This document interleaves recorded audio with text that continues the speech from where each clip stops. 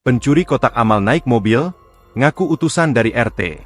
Beredar rekaman CCTV pencuri kotak amal di Kabupaten Banyuasin, Sumsel yang beraksi menggunakan mobil dan mengaku utusan RT setempat.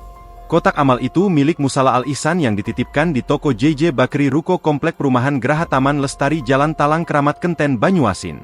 Dalam rekaman beredar, dua pelaku menggunakan mobil Sigra Nopol Bang 1530 IP, masuk ke dalam toko yang mengaku utusan dari RT setempat untuk mengambil kotak amal tersebut.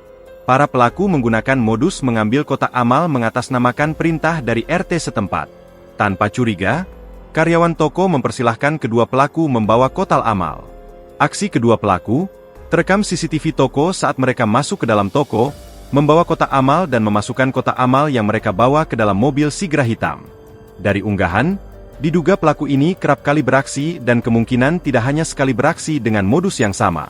Kejadian ini terjadi pada Senin, 8 Desember 2025, lalu sekitar pukul 9.05, di toko JJ Bakri Ruko Komplek Perumahan Geraha Taman Lestari Jalan Talang Kramat Kenten Banyuasin.